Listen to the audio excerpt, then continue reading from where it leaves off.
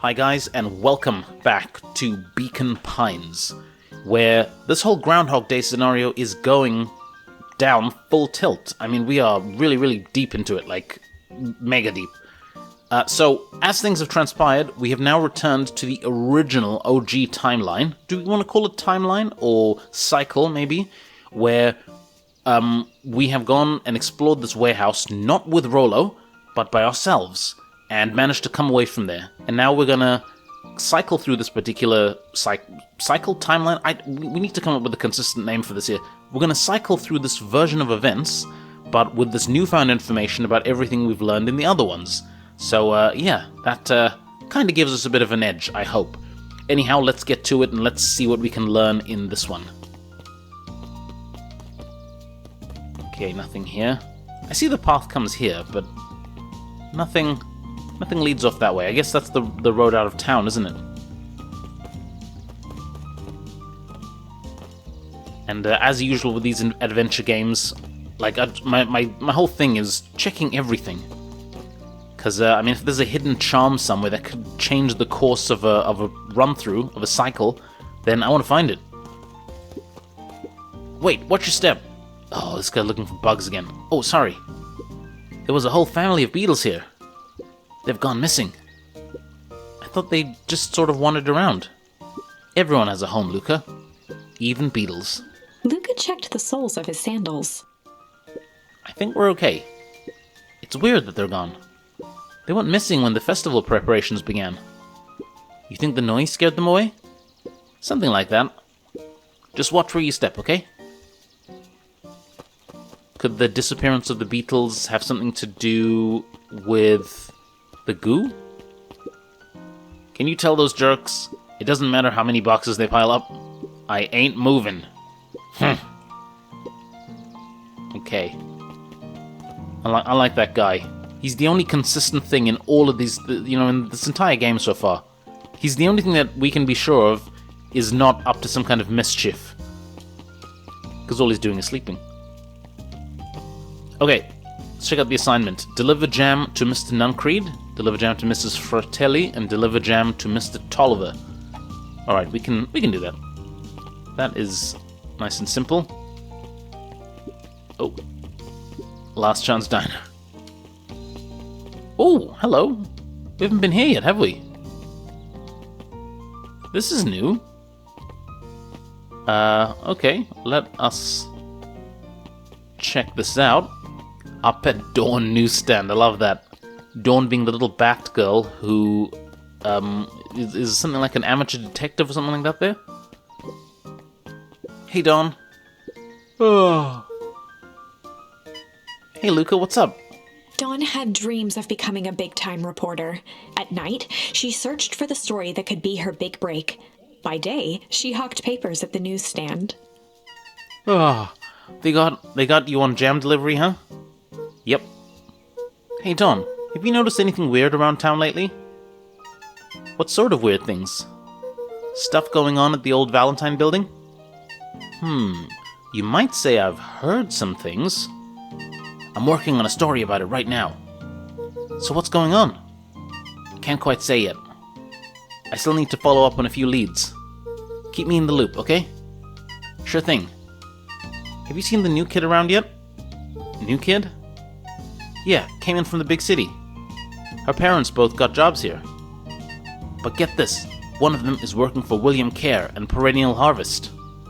And the other is working for Heiress Valentine.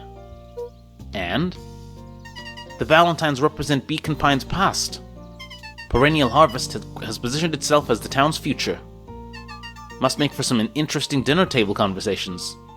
I can imagine. Aha, so that's what's going on then. That is interesting. That is most interesting. Okay. Okay, so this is Mrs. Fratelli. Just checking around, because we haven't been in the diner just yet. I mean, I don't know if we were able to get access to it, but because we haven't been here yet, just gonna snoop around for some charms. If I could just be left alone, young Mr. Van Horn. Oh, sure, sorry to bother you. It's just that Mr. Kerr has asked me to make the opening speech at the festival. Being mayor and all, you might expect me to be a charismatic speaker. The truth is, I'm terribly nervous. I really don't think I'm cut out for this sort of thing. Cut out for being mayor or for public speaking? Both, I suppose. I never really chose any of this. It's more of a duty to my family. For our legacy. That sounds like a heavy burden. As for the festival, just speak from your heart. I'm sure it'll be great.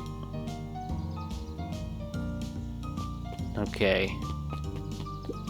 Jam delivery time. Well, if it isn't my favorite little jam runner. Hey, Mrs. Fratelli. Look at you. She leaned forward and pinched Luka's cheek. You're all skin and bones. Is your gran not feeding you? She is. It's just... I understand.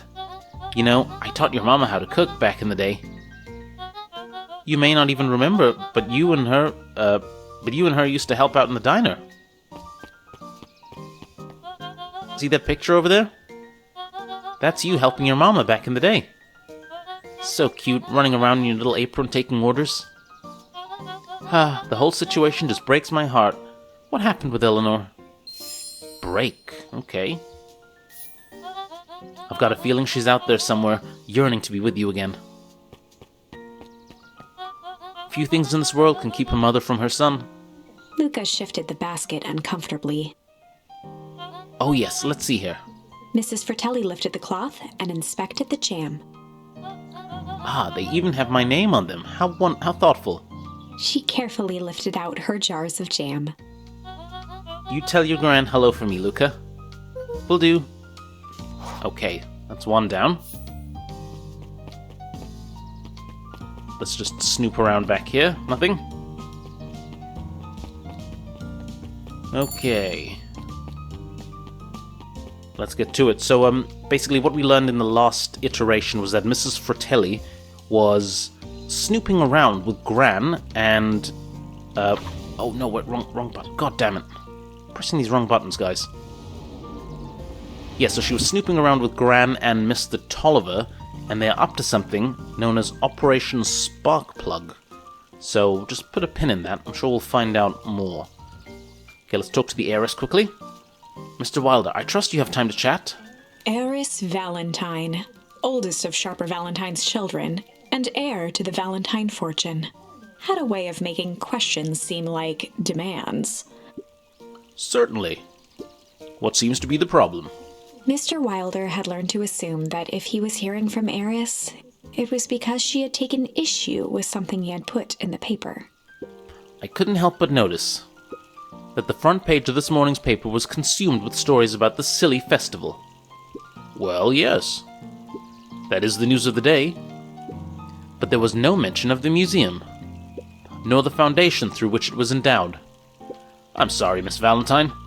My readers are more so interested in this town's future, rather than any one family in particular. There was a time, Mr. Wilder, when the goings-on of my family was the only thing this town cared about.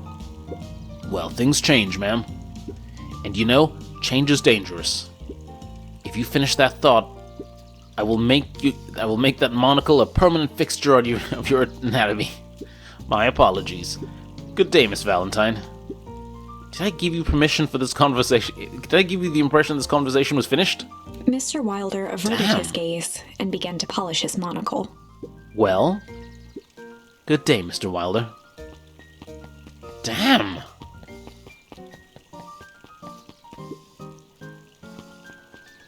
Okay, we can't talk to him.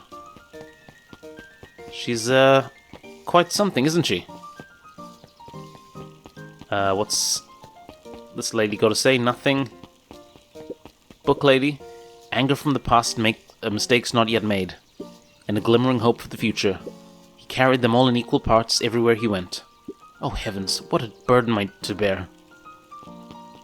I want to know what she's reading.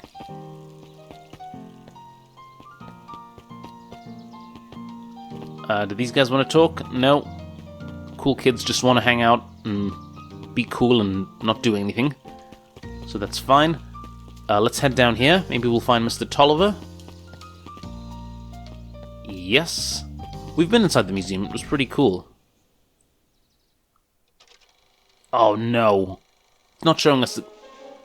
We all know Beacon Pines is a great Oh town. no. What you may not know is great towns grow from mighty roots. And that is why you cannot tell the story of Beacon Pines without telling the story of Okay, one we've basically Sharper seen this, so I'm just gonna cut it out. Young Sharper's keen into... It was a minute of everyone's life that we're not gonna get back again. Well, I mean, you guys will. I'm not. Though it was pretty cool. Let's talk to this little guy. How do you keep the ice cream cold? We keep them on ice. Where do you get the ice from? I don't know, somewhere cold. How do they keep somewhere cold? Look, Bert. Do you want ice cream or not? No, I'm good. The questions. Those aren't valid questions, though. It's good questions. Good stuff. Alright, let's go touch that melon and talk to Mr. Tolliver. Huddled at his counter, Hiram Tolliver was meticulously shining apples. More accurately, Hiram Tolliver was meticulously shining one apple. Hello? Eep! With a yelp, Mr. Tolliver fumbled the apple, flailing at the air as it fell. Oh, sorry. No bother, no bother.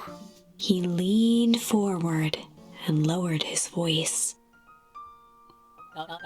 I see you have something for me. Yeah, Gran had some jam I'm supposed to give you. He leaned in a bit further. Jam? Yeah, these ones on top. She wrote your name on them. Mr. Tolliver leaned back, speaking loud enough for anyone to hear. Ah, yes. The jam. Thank you so much for delivering this jam to me.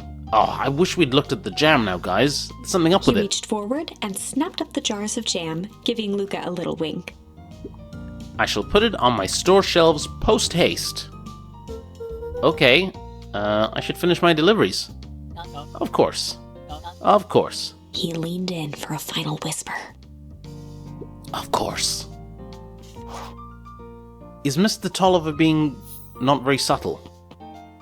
Or, as I like to call it, not very subtle? I don't know, guys, I don't know. The characters in this game, they're quite something.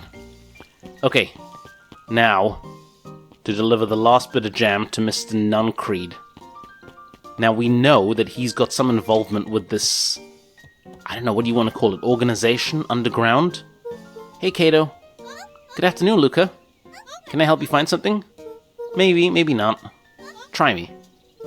Well, there's been some weird stuff going on at the old Valentine warehouse. Can't say I know anything about the old warehouse. But empty hives don't stay empty for long. Huh? Kato motioned to the book in front of him. The more I read about bees, the more similarities I see with people. If a hive collapses and fails, it doesn't stay empty for long. A new queen will set up shop pretty quickly. So you're saying it would make sense for someone new to start using the warehouse?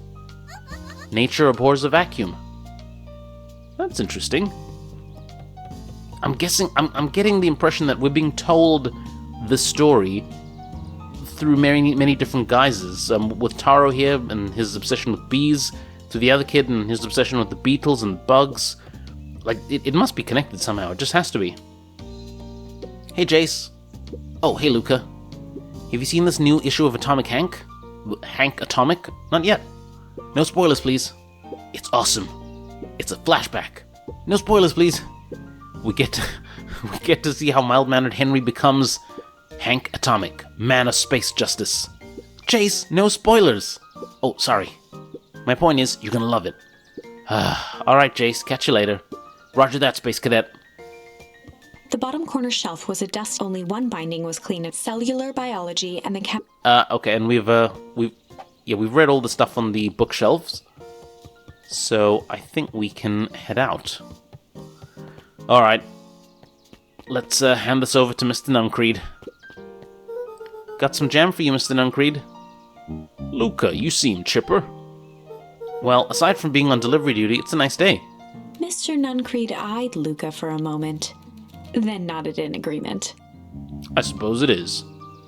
So, do you want your jam? Oh, right. Usually Junifer drops these off herself. I guess she's busy today. Anyway, this is my last delivery for the day. Oh, in that case... Nuncreed snatched the basket from Luka. I'll hold on to the basket until I next until the next time I see your gran. Okay.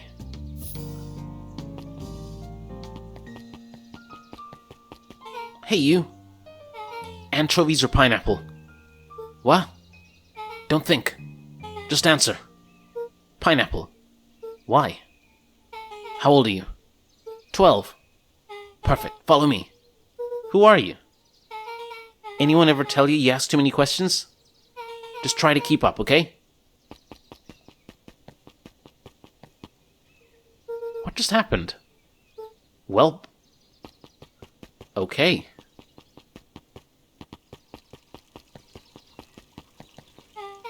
Hey, what a crazy coincidence. Here's my new friend I was just telling you about. Oh, that's wonderful. Yep, we just hit it off. Oh, really? Get this, his favorite pizza topping in the whole world is pineapple. Oh, and what is your new little friend's name? Beck locked eyes with Luka. The look on her face was equal parts expectant and desperate. Luka Van Horn, nice to meet you. I'm Nellie, and this is, Ilona. We're Beck's parents. Beck gave Luka a quick nudge. Oh yeah, Beck told me all about you. Already feels like we've known each other for years. So, you both can stop obsessing about me making friends. Oh, darling, we never doubted you. It's just that, for children with fewer than 5 close friends, the probability of stunted development doubles. Well, 1 down, 4 to go, I guess. What Nellie means is that we just want this move to be as easy on you as possible. You can relax. A friend has been friended. This calls for a celebration. Luka, you must join us for dinner tonight. Dinner? Wow, another coincidence. I actually already asked him, and he said he would love to. It's just... wonderful. In that case, we should pick up some groceries. You two don't get into too much trouble now. Beck, what are you getting us into? Wow, I can't believe that worked. Thanks a ton. You're welcome. I owe you one. My moms are great and all, but they can be a bit much sometimes. Our house is a little cottage next to that big mansion place. Wait, you live on the Valentine estate? Yeah, that's the spot. Meet me by their big creepy gate. Don't be late. Or I'm back to square one on this whole friend grift. Great, see you there. So this is the first time we meet Beck in this run-through, this timeline. Meet Beck at the big creepy gate. So I'm guessing we have to meet Beck... Don't we have to meet Rollo? I'm sure we had to meet Rollo at the treehouse.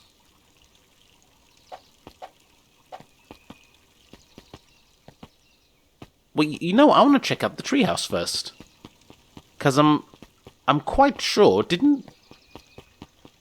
yeah, I'm sure we said we'd touch base with Rollo. We have to check this out. Let's check it out, quickly.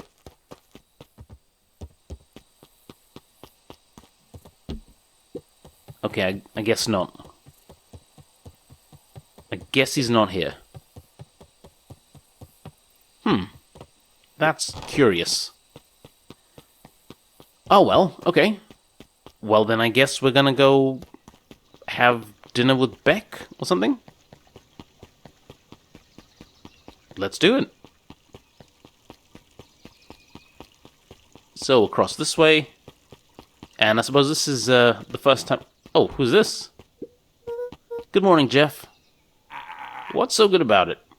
Another day further down the tubes, if you ask me. Come on now, it's not all bad. The festival is coming up. The festival. Old man Valentine used to put old cockamamie shindigs all the time. And where did that get us? Well, it's Perennial Harvest putting on this one, and they're doing it for the whole town. As far as I can see, the difference between the old Valentine Company and this new Perennial Harvest outfit... Jeff dug through his pockets for a bit. ...is the difference between this empty soup can and this brown banana. But those are both garbage. Exactly. Oh, that's a pretty interesting point you're making there, Jeff. There's the phone booth that doesn't work. That leads down to somewhere.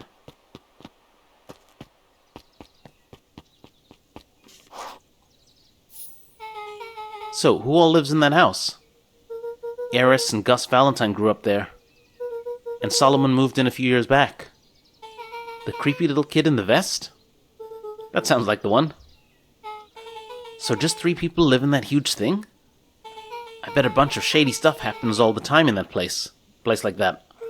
Not really. The Valentines pretty much keep to themselves. So it's empty and boring? Pretty much. What a waste. My mom says it used to be way busier back before Sharper died. Before the foul harvest. Okay, that's like the 5th time someone mentioned this foul harvest thing. And you all use that same ominous tone. Eventually, you're going to explain to me how that harvest got all fouled up? But we can't keep my parents waiting anymore. This way.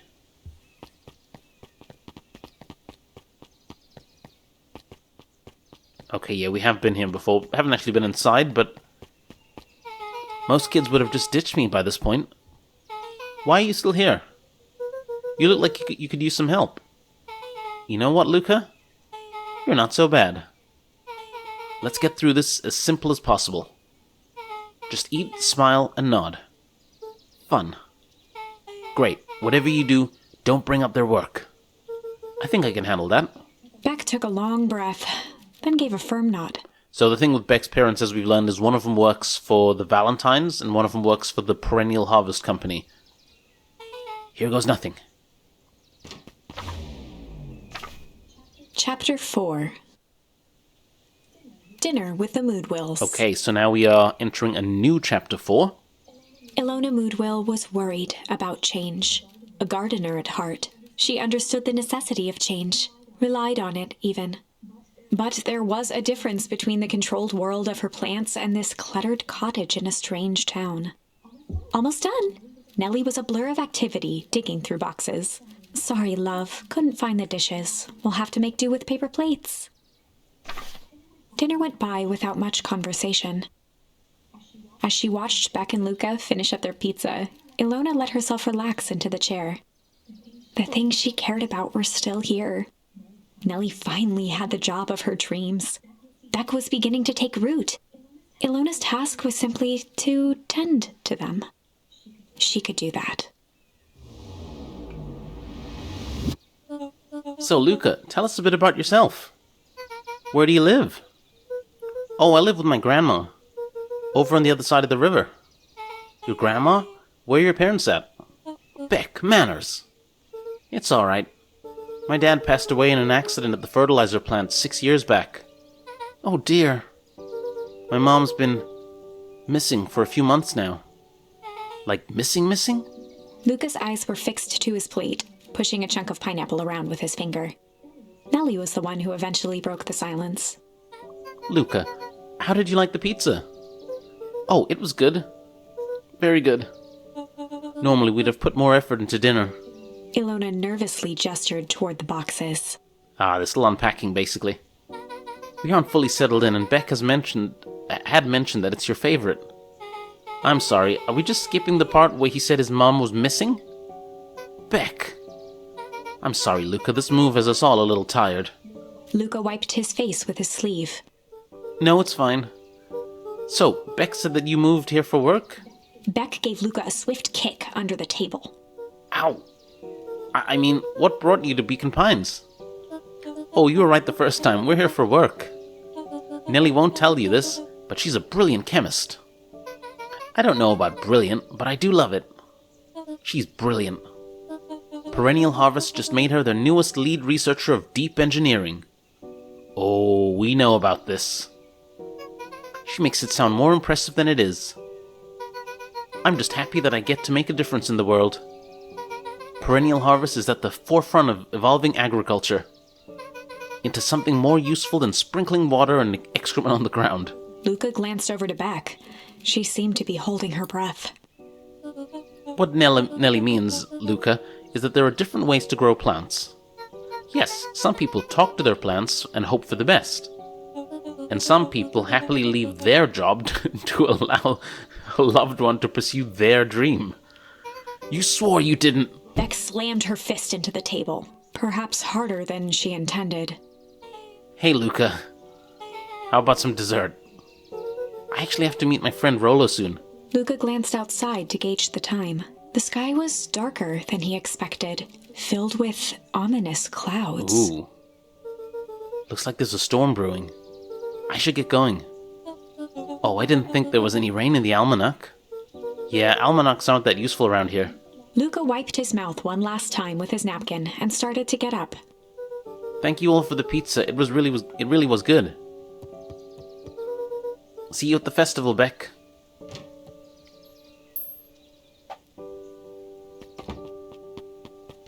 Wait up.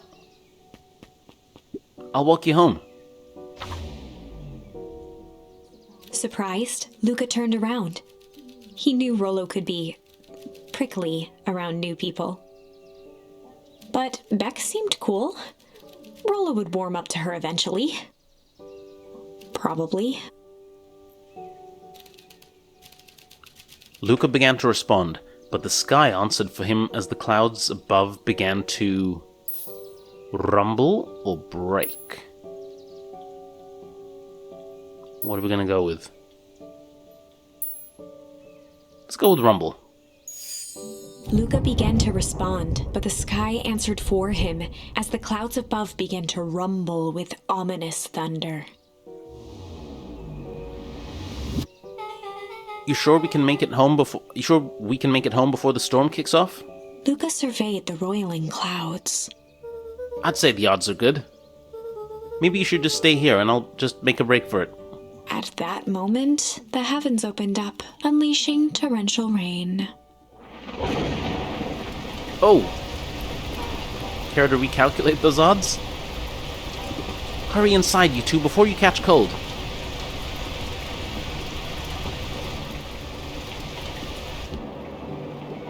Luka, Nelly will keep trying to reach your gran on the phone.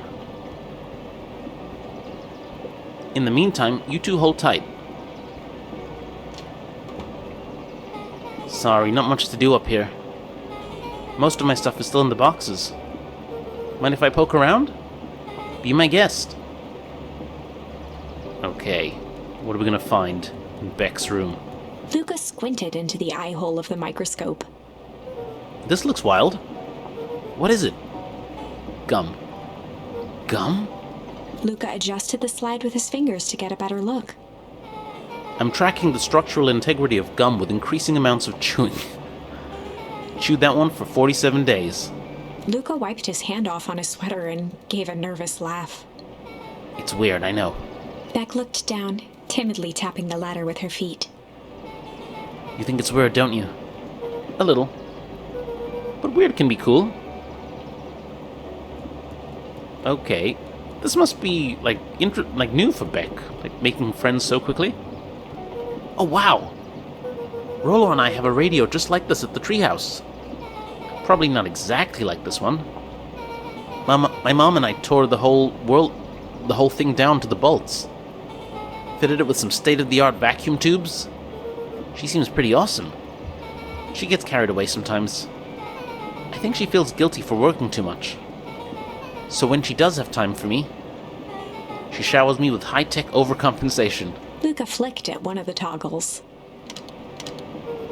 I bet you can get all sorts of stations on this. Not out here in the boonies. You wouldn't believe the stuff I could pick up back in the city. But around here, it's all farm reports and static. Aw, shucks. Luka bent down to examine the bouquet of wilting flowers. Judging by the odor, they were well past their prime. Pungent, okay. He flipped open the attached card. Happy trails from Coach Walker and all the Fairview Condors. Boy, you weren't kidding about poking around, huh? Oh, sorry. Was this from your old school? The most recent one, yeah. Some schools gave me going-away cards. Some did flowers. When they're really trying to feel good about themselves, they do both. So you've moved a lot? Yeah, that's the thing about having a brilliant parent. There's always a better job somewhere else. These flowers would last longer if you put them in some water. That's the sort of thing I would do if I cared. Well, you cared enough to keep them is all. Luka, Can I ask you something? Of course. Dang, didn't that hurt? I'll be honest. That hurt more. That hurt more than I expected. Well, at least you look cool doing it. Beck took a moment to watch the rivulets of water running down the window. Do you ever feel alone? Like, even when people are around? Well, Rollo can be pretty absent-minded sometimes. I'm serious. Does it ever feel like your family doesn't care what you want? It didn't used to feel that way. I know Gran loves me, but sometimes when she looks at me, it's like she's looking at a problem. Luka took a deep breath, exhaling slowly. I know the feeling. How do you deal with that?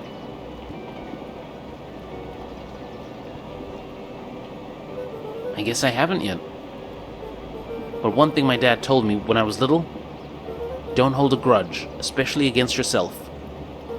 If you try to hold it all in, you're gonna pop. So then, what do? When you don't know what to do? Dad never got to that part. Something I've figured out on my own, though. You gotta do something. Anything. Here. What are you doing? I don't know. Something. We're gonna register our complaints with the storm. Listen here, you miserable universe. Stop jerking me around. I just want things to go back to the way they were. Everyone tells me it's gonna be alright. But things are gonna change. Luka let out a feral scream that echoed into the night.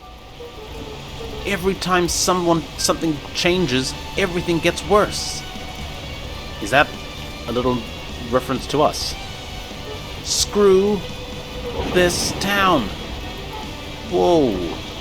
Let me try. Moving sucks. I hate it. I hate it. Why can't I just deal with it and be happy for my mom? Why can't we just stay somewhere? Bah! Her voice dropped to a trembling whisper. I just want to be a normal kid. Beck brushed off her shirt and straightened up. There. Wow. I actually feel a little better. As abruptly as it began, the storm abated. Thanks. I needed that. Me too. I should head out before the rain starts up again. Sure, I'll walk you out. See you and Rollo at the festival? Sounds good. Luka, don't let the universe jerk you around. Beck gave Luka a light thump on the arm before heading in. Chapter 5. Okay. Friendly feud. The air was heavy with the hard rain's residue, the smell of wet things. Despite his dreary surroundings, Luka felt at peace. He'd never shared those details about his dad with anyone, not even Rollo. But it's not like this changed anything. Rollo was still his best friend. Adding Beck to the group would help balance things out. Everything's better in threes. This is what Luka told himself as he headed to the treehouse.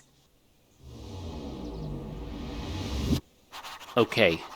Come on, guys. We are long overdue catching up with Rollo at the treehouse. Oh, it's Dawn. Is she gonna fill us in on with some juicy goss? Hey, Dawn. Tracking down a lead? You bet. I heard a juicy new rumor. Turns out, when Sharper Valentine died, he left behind a peculiar last will and testament. Peculiar how?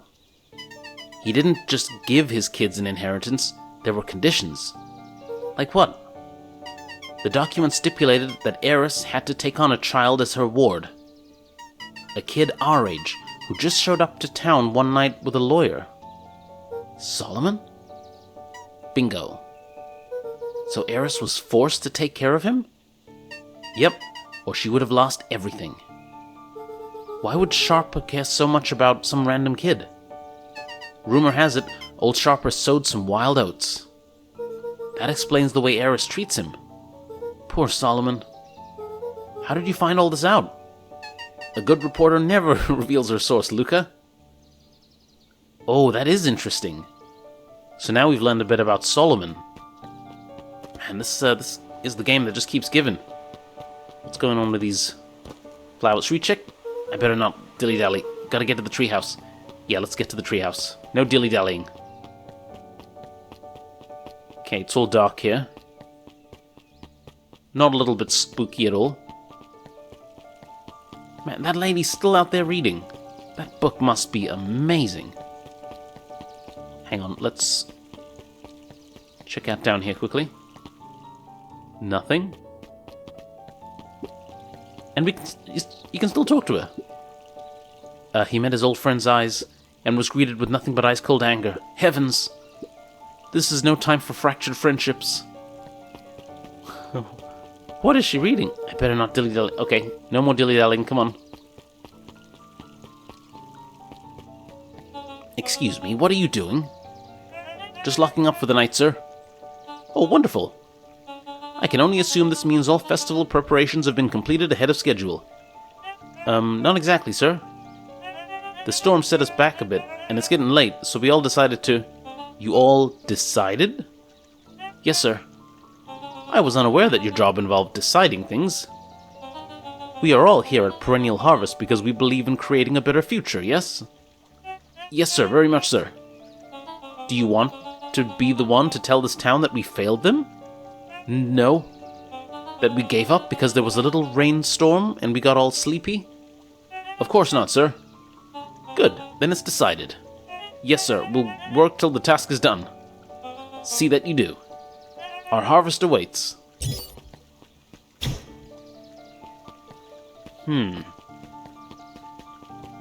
Okay, yeah, we definitely can't go in there. No more dilly-dallying, come on. Let's just get to the treehouse. Rolo, are you still up there? I'm sorry, Rolo isn't accepting visitors at the moment. Come back never. Luka had only ever heard him speak in this stiff yet gentle tone a few times, and it always meant one thing. You're upset. Oh, what makes you say that? Maybe because my best friend abandoned me for no reason? I didn't abandon you. I'm just a little late. Rolo scoffed. The rain held me up. Liar. You weren't even home. What? The storm got bad and I got worried. So I went looking for you. Imagine my surprise when I made it to your house and you weren't there. I hadn't made it back yet. I'm not a fool, Luka.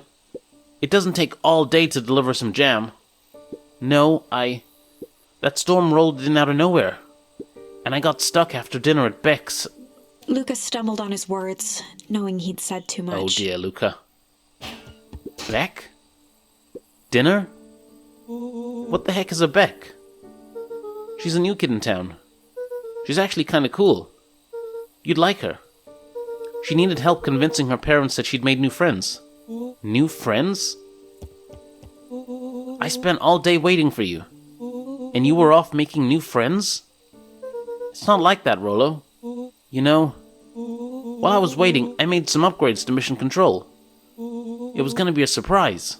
But you took so long, the storm knocked it all down. Just like you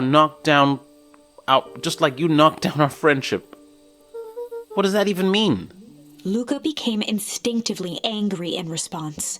Both boys were now shouting across the distance. Oh dear. It means you're a bad friend. You don't care about me. Of course I care, you ass. I knew I'd get in trouble waiting for so late for you. But I kept my word. 'Cause that's what friends do. Oh wow, what a noble sacrifice you made. Easy for you to say that. Your grand doesn't even care. You can stay out as long as you want. And you wouldn't even get in trouble. Seriously? You're acting like I chose this? If that's what you think, then maybe you're the bad friend. Rolo's tone Oh, changed to a calm, yet This is kids more intense through and through. anger. Maybe Pa's right. Storms bring more than water. This one brought out the real Luka. Stop quoting your Pa's nonsense like it means anything. Well, at least my Pa is still around. The words hung in the cold night air. Damn. Rollo's stomach dropped, knowing he'd crossed a line. Son, damn. But it was too late. Luka, Good night, Rollo. Oh, damn. Dang it.